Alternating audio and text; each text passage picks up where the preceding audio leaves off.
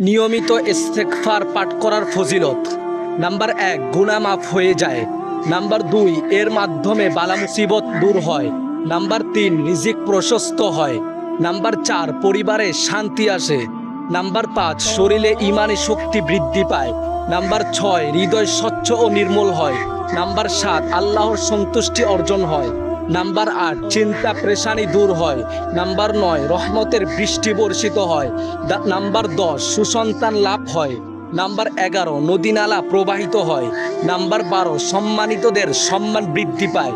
Number 13, আজাব গজব থেকে রক্ষা পাওয়া যায়। নাম্বার 14, মুস্তাজাবুদ দাওয়ার গুণ অর্জন হয়। অর্থাৎ ইস্তেগফার পাটকারী এমন হয়ে যাবেন, যখন তিনি কোনো দোয়া করবেন আল্লাহ তাআলার সাথে সাথে তা কবুল করবেন।